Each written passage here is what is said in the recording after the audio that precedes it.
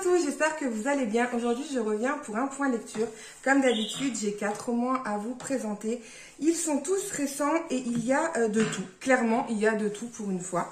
On va commencer tout de suite avec Les héritières de Lowenhof, le choix d'Agneta, de Corinna Baumann aux éditions Charleston Poche. Donc, je l'ai lu dans le cadre des prix des sélections des lectrices Charleston.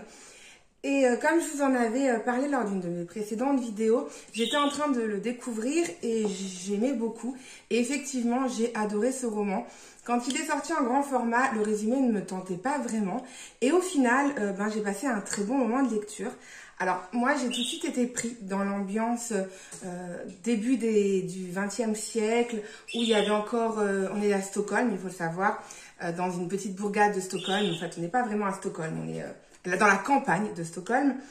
Et donc, c'est la période où les voitures commencent à arriver à Stockholm, où les femmes commencent à s'émanciper. Et Agneta est clairement le début du féminisme. Elle veut vivre sa vie. Elle a décidé de devenir majeure sans se marier.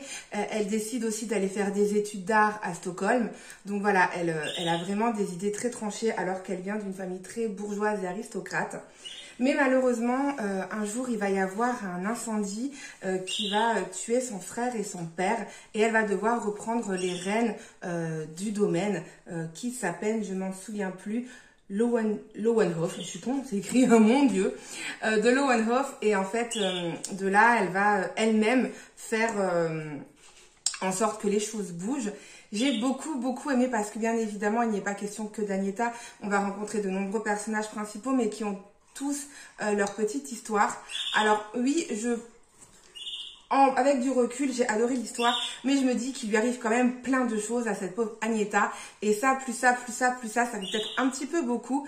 Mais voilà, ça reste quand même un roman où les sujets abordés sont très bien abordés. C'était très sympa. Il fait 700 pages, je crois, ouais, 750 pages. C'est très rare que je découvre un livre de 750 pages.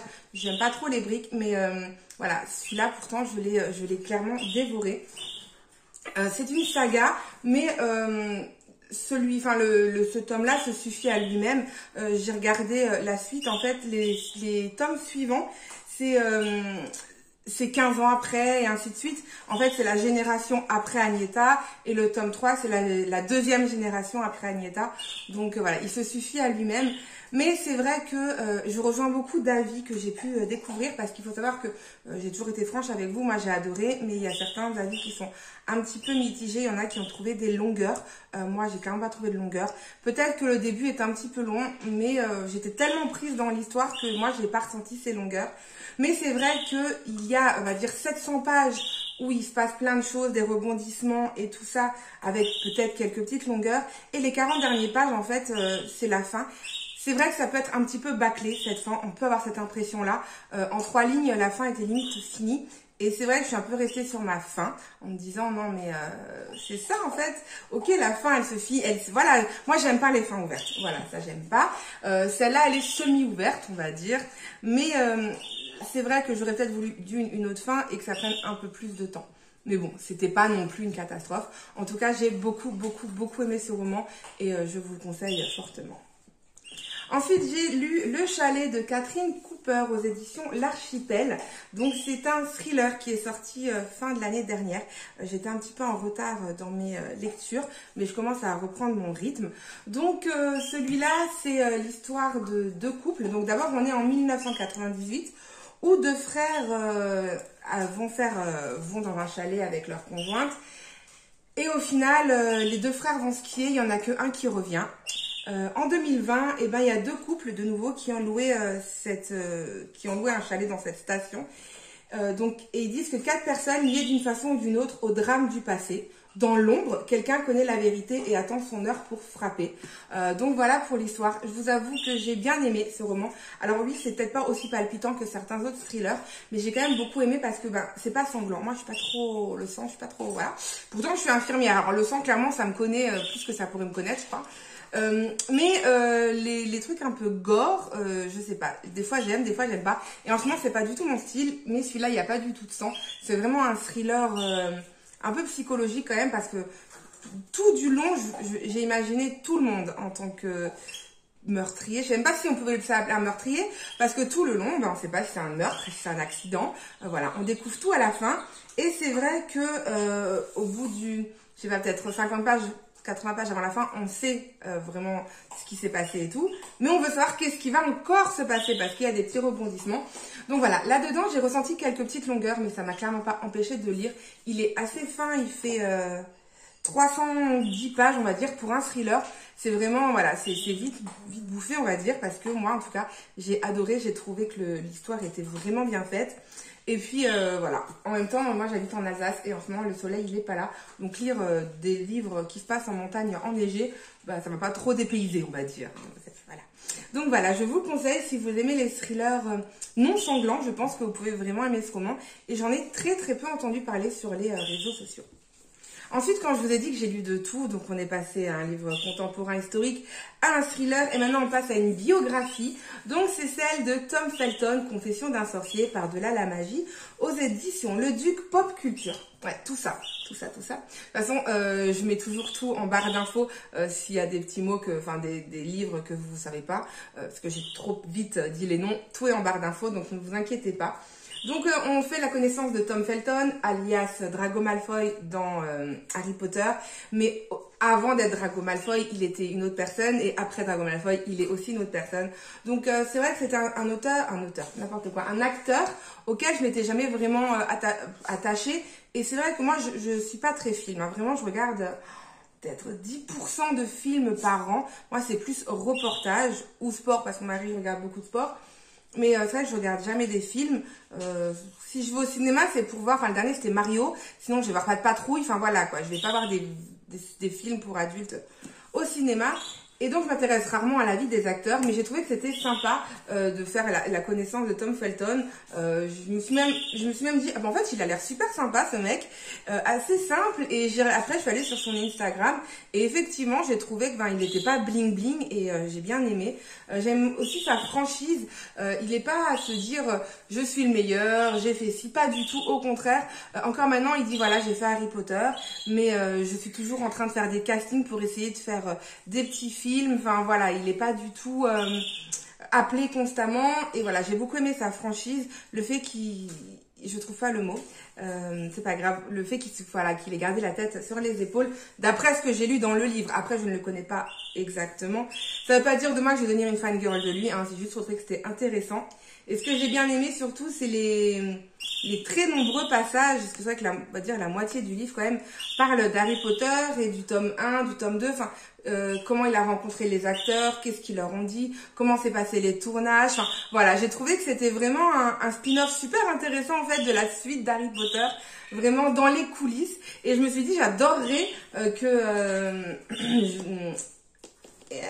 je ne sais plus le prénom, Amy Watson, c'est pas ça, je ne sais plus, bref, que David Radcliffe et Amy Watson, bref, que les acteurs principaux de Harry Potter fassent de même, parce que je trouve que c'était super intéressant de passer dans les coulisses de Harry Potter. Donc voilà, ce livre, pour ceux qui sont fans de Harry Potter, je pense que ça peut clairement vous plaire. Et le dernier que j'ai lu en une journée, en une journée. J'ai commencé les peut-être 50 premières pages un jour, et le reste j'ai bouffé le deuxième jour. C'est Elle à tes yeux, mon amour, de Tiffany Moigny aux éditions L'Archipel, dans leur collection Un sang suspendu. J'ai adoré ce roman, comme vous avez pu le comprendre. Donc en fait c'est l'histoire de Amandine qui a 34 ans, qui est follement amoureuse de son conjoint avec qui elle est depuis 2 ans. Mais son conjoint est beaucoup plus âgé qu'elle, et lui n'a jamais voulu, en fait, il avait honte en fait de présenter sa copine à ses enfants qui étaient déjà adultes, enfin adolescents ou adultes, mais aussi à ses proches en fait. Malheureusement, il va mourir subitement sans avoir présenté sa compagne à ses enfants et à personne. Donc elle va assister à l'enterrement, et là elle va rencontrer une jeune fille qui a 18 ans, si je dis pas de bêtises, et elle a là tes yeux mon amour, elle comprend tout de suite que c'est la fille de son bien-aimé, et de là il va se passer plein de scènes, parce que elle va devoir apprendre à connaître cette jeune femme pour X raisons qu'on découvre au fil des pages, et j'ai adoré, vraiment. c'est très très émouvant, vraiment. Si j'ai la fin, je m'en souviens, j'étais dans le canapé et j'avais envie de pleurer, j'avais les larmes qui me sont montées et je me suis dit si déjà que j'avais passé mon temps avec ce livre à rigoler, mon mari m'a pris pour une barge. Alors si en plus je me dis qu'après à la fin je pleure, il va croire que je suis bipolaire en fait. Donc au final, je me suis vraiment retenue, mais c'était émouvant, touchant, drôle, comme je vous ai dit, j'ai des fois éclaté de rire. En fait, mon fils était pour la petite histoire, mon fils était en tournoi de foot et moi je suis restée chez mes parents pendant que mon mari était avec mon fils au tournoi de foot et donc mes parents, voilà, j'étais comme quand j'étais petite en fait, j'étais sur mon petit canapé avec ma petite boisson, j'ai pu lire presque tout livre tranquillement. Et des fois, j'éclatais de rire et ma mère, elle me regardait et je lui dis non, désolée, c'était le livre. Elle me dit, oh, ma mère, c'est pas, tu fais ce que tu veux, hein, machin.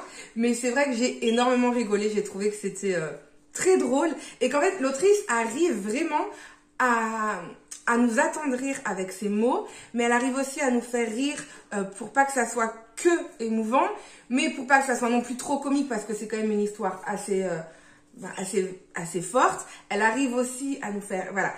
Elle arrive à nous mettre tellement de sentiments dans ce roman. Moi, j'ai vraiment adoré cette histoire. Et voilà, je suis très contente de l'avoir découvert. Il est sorti il y a peu de temps aux éditions L'Archipel et je vous le conseille énormément. Ou alors, pour ceux qui préfèrent les poches, attendez un an, mais notez-vous-le bien dans votre petite wishlist pour le découvrir quand il sortira en poche. C'est clairement vous qui voyez. Donc voilà pour les 4 romans que j'ai lus ces derniers temps. Je vais encore tourner un point lecture et une autre petite vidéo. Donc en tout cas, j'espère que ça vous a plu. Comme d'habitude, j'attends vos commentaires pour me dire si vous avez lu un de ces livres, s'il y a certains de ces romans que vous avez lus mais qui peuvent ressembler. Par exemple, moi j'ai adoré celui-là alors que d'habitude c'est pas mon style. Donc si vous avez d'autres styles de romans, n'hésitez pas à me mettre en commentaire tout ce que vous voulez. En tout cas, moi, je suis toujours heureuse. Je réponds pas forcément très vite aux commentaires, mais je vous promets que j'y réponds. Et ça me fait toujours très plaisir de voir vos commentaires. Excusez-moi, monsieur, s'il vous plaît. Oui, merci. Je suis en train de tourner une vidéo, là. Oui, merci. Donc voilà, je vous fais des gros bisous. Je vous souhaite une bonne journée, une bonne nuit. Tout ce que vous voulez. Et je vous dis à bientôt. Ciao!